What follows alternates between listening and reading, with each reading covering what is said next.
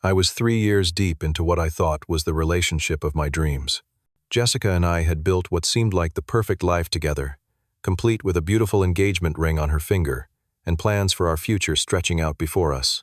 We had been engaged for just 2 months when she suddenly approached me one evening, her expression unreadable. "Kendall, I think I need a break," she said quietly, the words hitting me like a physical blow. I felt my world tilt on its axis as she explained she needed space to clear her head. Confused but trusting, I reluctantly agreed, believing her when she promised it was just temporary. Before I tell you how my world came crashing down, let me know where you are watching from. Hit that like and subscribe button if you have ever trusted someone who did not deserve it. Looking back, I should have seen the signs. Jessica and I met at my college friend Mark's wedding 3 years ago.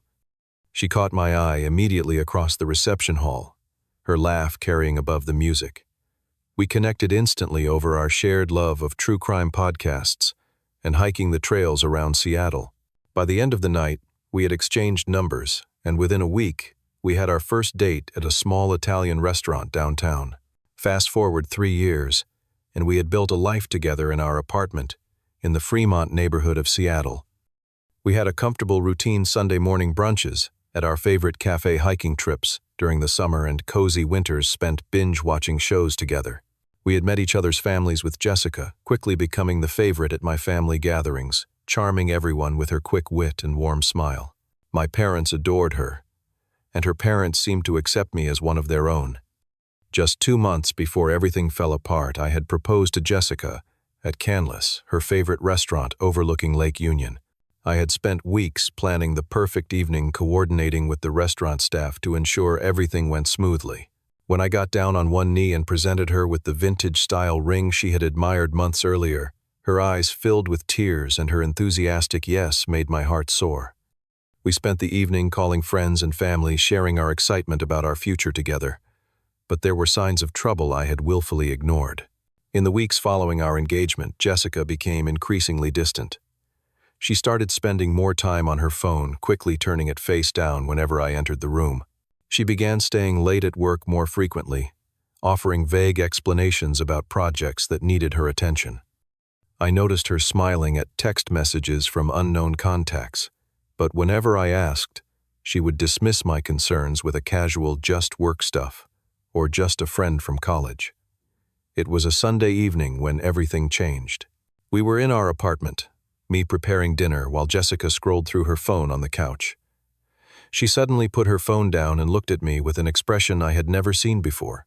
"Kendall, we need to talk," she said, her voice unnervingly steady. I turned off the stove and joined her on the couch, a sense of dread building in my chest. "I think I need a break," she continued, not quite meeting my eyes. "From us, from this relationship." The words hit me like a physical blow. We had just gotten engaged. We were planning a wedding. How could she possibly need a break? The engagement, the wedding planning, it is all happening so fast, she explained, twisting the ring on her finger. "I feel overwhelmed. I need some space to think, to clear my head." "Are you having second thoughts about marrying me?" I asked, my voice barely above a whisper. "No, it is not that," she insisted. "I just need some time to process everything. Just a few weeks to get my head straight. This is a big life change, and I want to make sure I am in the right headspace for it." Though every part of me wanted to argue to fight for what we had, I ultimately agreed. I loved her enough to give her the space she claimed to need, believing that our relationship was strong enough to withstand this temporary separation. We established what I thought were clear boundaries. We would take a few weeks apart, maintain regular communication, and neither of us would see other people. Jessica said she would stay with her sister Amy across town, and we would reassess after a few weeks. The first few days of our break were uncomfortable, but manageable. We texted daily short messages, checking in on each other. Jessica assured me she was using this time to reflect and sort through her feelings. I threw myself into work, trying to distract myself from the emptiness of our apartment. But by the end of the first week, I noticed a shift. Jessica's responses became less frequent and increasingly vague. Meanwhile, her social media activity increased. She was posting stories and photos of nights out, but never responding to my messages until the following day. Something did not add up. Then came the first real blow. My friend Taylor called me on a Friday night, his voice hesitant. "Hey man, I do not know if I should tell you this, but I just saw Jessica at Barrio," he said, referring to a popular restaurant in Capitol Hill. "She was with some guy. They looked close. I think it might have been that ex she used to talk about sometimes." Tyler. My heart sank. Tyler was a name I had heard in passing, someone Jessica had dated before me, but she rarely discussed him. I immediately wanted to confront her, but instead, I told myself there had to be an explanation. Maybe they were just catching up as friends. Maybe Taylor was mistaken about how close they appeared. I decided to give her the benefit of the doubt. As the second week of our break began, the sporadic communication I had been clinging to dwindled to nothing. My good morning texts went unanswered. My questions about when we might talk were met with silence. Each notification on my phone sent my heart racing only to crash when it was never her. The anxiety began to consume me. I had trouble sleeping, my mind racing with questions and scenarios. I lost my appetite and struggled to focus at work. My boss even pulled me aside to ask if everything was okay after I spaced out during an important client meeting. While Jessica remained largely silent with me, her social media presence was more active than ever. She posted photos of places I did not recognize, restaurants we had never visited together with people I had never met. Yet not once did she mention me or respond to my increasingly desperate messages. The truth began to reveal itself through an accidental slip. I called Jessica's sister Amy, concerned, after 3 days without any response from Jessica. "Hey, Amy, sorry to bother you. Is Jessica okay?" She has not been responding to my texts. There was an awkward pause on the line. "Kendall, Jessica is not staying with me." Amy admitted, her voice filled with discomfort. "I thought you knew. She told me you two broke up." The revelation felt like a physical blow. Not only was Jessica lying about where she was staying, but she was telling people we had broken up entirely, not just taking a break. After thanking Amy and ending the call, I sat in stunned silence. Then I remembered something that might give me answers. Jessica and I shared a location app for safety when hiking. We had both forgotten about it during the chaos of the break conversation. With shaking hands, I opened the app. My heart dropped when I saw her location, an apartment complex in Ballard, a neighborhood on the other side of town. I knew that address. Jessica had pointed it out once when we drove through the area. "My ex Tyler lives there," she had commented casually at the time. The pieces were falling into place in the worst possible way. I reached out to my friend Ryan, who knew more about Jessica's past than I did. "Tyler and Jessica were together for 5 years before you," Ryan revealed reluctantly. "They broke up when he moved to London for work. Last I heard, he moved back to Seattle about 3 months ago."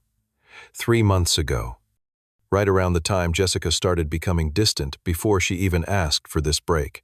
The evidence continued to mount. Photos began appearing on mutual friends' social media, showing Jessica at parties and events, always with the same tall, dark-haired man by her side. In each image, they stood closer than friends would, his hand often resting on the small of her back, her body angled toward his. By this point, Jessica had completely ghosted me. 2 full weeks had passed without a single response to my calls or messages. I was left alone with my engagement ring still in the drawer, wedding venues we had looked at together, and the shattered pieces of what I thought was our future. When I finally broke down and confided everything to Ryan, he decided to do some investigating on his own. What he discovered shattered any remaining illusions I might have had. "Kendall, she has been blocking you from seeing her Instagram stories," Ryan said, showing me his phone. "Look." There on his screen were dozens of images and videos Jessica had posted over the past 2 weeks, none of which had appeared on my feed. There she was at concerts, restaurants, even weekend trips to the coast, all with Tyler. In one particularly gut-wrenching photo, they wore matching outfits at a concert, his arm wrapped around her waist as she beamed up at him. The depression hit me hard. I could barely get out of bed in the mornings. I called in sick to work for 3 days straight, unable to focus or function. I lost 10 pounds in 2 weeks from barely eating. My friends tried to get me out of the apartment, but I declined every invitation, preferring to sit alone with my thoughts, replaying every moment of our relationship, searching for signs I had missed. Had she ever truly loved me? Was I just a placeholder until Tyler returned? How long had she been planning this? The questions tormented me day and night, with no answers forthcoming from the person who had promised to spend her life with me, just weeks earlier. 3 weeks into what had become the most painful period of my life, I hit rock bottom. I had just spent another night staring at the ceiling, sleep eluding me as images of Jessica and Tyler together played in my mind on repeat. I was exhausted, emotionally drained, and beginning to question my own worth. Then my phone rang. Jessica's name flashed on the screen. After 23 days of complete silence, she was calling me. My heart raced as I answered, a mixture of anger, hope, and confusion swirling within me. "Kendall, hey." Her voice was casual, cheerful, even as if we had spoken just yesterday. "So I have been thinking, and I am ready for the break to be over. I will be coming home tomorrow. We can start fresh, okay?" The casual dismissal of the 3 weeks of pain she had put me through stunned me into momentary silence. No explanation for her disappearance. No acknowledgement of my unanswered messages. No mention of Tyler. Just the expectation that I would welcome her back with open arms. "I just needed some time to get closure with Tyler," she continued into the silence. "He reached out when he moved back to Seattle, and I had some unresolved feelings I needed to address before moving forward with our marriage. But that is all sorted now, so we can get back to planning the wedding." In that moment, something shifted inside me. A clarity I had not felt in weeks washed over me. I realized I deserved better than being someone's backup plan, better than being set aside while she explored her feelings for someone else. "Jessica," I said, my voice steadier than I expected. "The break is over." "Great, so I will see you tomorrow, then," she replied, missing my meaning entirely. "No, I mean the relationship is over too." The silence on the other end was deafening. Then came the backpedaling. "What, Kendall, you cannot be serious. It was just closure. That was the whole point of the break, to sort things out before the wedding. The point of the break was for you to decide if you wanted to be with him or me." I corrected her. "And it seems like you made your choice clear over the last 3 weeks. "That is not fair," she protested, her voice rising. "There were rules to this break." "You are not following the rules." "What rules?" "We never discussed any rules about you living with your ex while ignoring me for weeks." "I was not." "How did you?" She sputtered, then her tone changed completely. "Kendall, please." "I made a mistake. I got confused when Tyler came back, but I realized he is not the one for me. You are. That is why I am coming home." The truth hit me then. "Did he reject you, Jessica? Is that why you are suddenly ready for our break to be over?" Her telling silence confirmed my suspicion. I was the backup plan, the safety net she could fall back on when her first choice did not work out.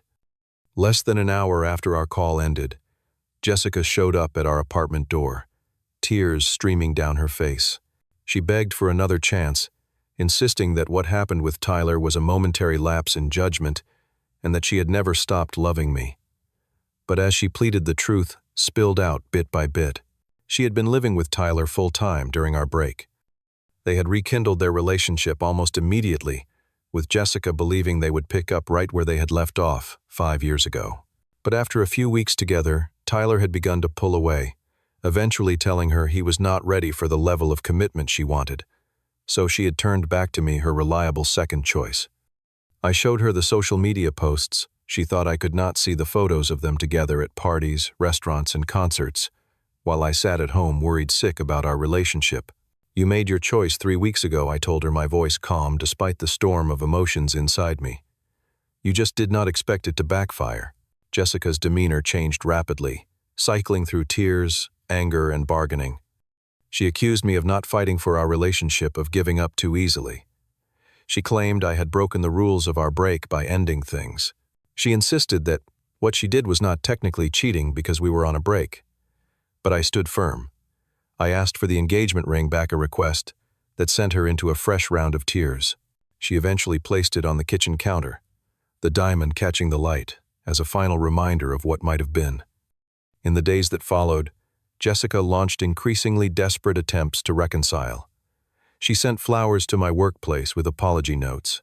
She created new email addresses and phone numbers to contact me after I blocked her original ones. She enlisted mutual friends to plead her case, telling them a sanitized version of events that cast her as repentant and me as unreasonable. But I had made my decision. I changed the locks on the apartment which was in my name, boxed up her remaining belongings, and arranged for her sister to collect them. I blocked Jessica on every platform and asked friends not to give her updates about me. When she showed up unannounced at the apartment one last time, finding herself locked out, the finality of the situation seemed to sink in. Through the door, I heard her final plea. "I made a mistake, Kendall. People make mistakes. Does that mean I do not deserve forgiveness?" "Forgiveness is not the same as trust," I replied through the closed door. "I forgive you, but I will never trust you again. And a relationship without trust is not worth having." The aftermath was painful, but necessary. Explaining the canceled engagement to family and friends was one of the hardest parts. My parents, who had genuinely liked Jessica, were shocked and disappointed. Her parents sent me a surprisingly kind message, expressing their regret over the situation. I lost the deposits on the wedding venue and photographer we had booked in our initial excitement. Some mutual friends took sides, with a few believing Jessica's version of events and distancing themselves from me. But those who mattered most stood by me, offering support and perspective when I needed it most. 6 weeks after our final confrontation, I received an unexpected visitor, Jessica's cousin Megan. She came not to advocate for Jessica, but to offer insight. "I want you to know you made the right choice," she told me over coffee. "Jessica has done this before. In college, she left her boyfriend of 2 years when an ex came back into the picture. Then she tried to go back to him when it did not work out. It is a pattern with her." The knowledge that I was not the first to experience Jessica's behavior was both painful and validating. It confirmed that the issue lay with her, not with any failing on my part. The healing process was slow and nonlinear. I had days where I missed her terribly, questioning my decision despite knowing it was right. I had moments of intense anger, both at her betrayal and at myself, for not seeing the signs earlier. And I had periods of deep sadness for the future we had planned that would never come to be. 6 months after the breakup, I made significant changes. I accepted a promotion at work that I had previously declined because it required more travel, something Jessica had objected to. I moved to a new apartment in a different neighborhood, one with no memories of her attached to it. I reconnected with old friends I had unintentionally neglected during my relationship. Perhaps most importantly, I started seeing a therapist who helped me recognize the red flags I had missed and understand why I had been so willing to overlook Jessica's increasingly concerning behavior. Through these sessions, I learned about emotional manipulation and gaslighting, recognizing patterns in our relationship that had slowly eroded my self-confidence and independence. Despite my efforts to move on, Jessica continued attempting to re-enter my life. She would coincidentally show up at places she knew I frequented. She would reach out to mutual friends, asking about me, trying to stay connected to my life even peripherally. When I began posting photos with friends on social media again, she would always be among the first to view them, though she never commented. Through conversations with people who knew her before me, I discovered that Jessica had a history of this behavior. Her relationship with Tyler had ended similarly years ago, with her unable to let go even after he moved to London. Another ex before him had experienced the same pattern of Jessica, returning to a previous relationship, then trying to come back when it did not work out. A year after our relationship ended, I had gained a new perspective on love, relationships, and self-worth. I recognized that someone who truly valued me would not need a break to determine if I was worth committing to. I understood that love without respect and honesty is not love at all, but something far less valuable. I eventually met someone new. Allison was different from Jessica in all the ways that mattered. Our relationship developed slowly, with clear communication and healthy boundaries from the beginning. I was honest with her about my past, and she was patient with the occasional insecurities that surfaced as a result of my experience with Jessica. Looking back now, I can see that surviving Jessica's betrayal taught me invaluable lessons. I learned to recognize my own worth and to require respect from those who claim to love me. I discovered that standing firm in my convictions, even when it hurts, leads to greater happiness in the long run. Most importantly, I realized that sometimes the worst betrayals lead to the best revelations about yourself. The path to healing is not a straight line. It curves and doubles back on itself, sometimes returning you to pain you thought you had moved past. But each time you revisit that pain, it has less power over you. Each time you choose yourself over someone who would diminish you, you become stronger. So to anyone watching who might be going through something similar, remember that you deserve someone who chooses you every day, not just when their first choice falls through. You deserve honesty, respect, and love that does not come with conditions or breaks. And sometimes the most powerful thing you can say is no to someone who assumes you will always say yes. Have you ever had to walk away from someone you loved because they betrayed your trust? What helped you move forward? Leave a comment below and let me know. And if this story resonated with you, please hit like and subscribe to hear more stories about finding strength through difficult experiences. Thank you for listening. And remember, choosing yourself is not selfish, it is necessary.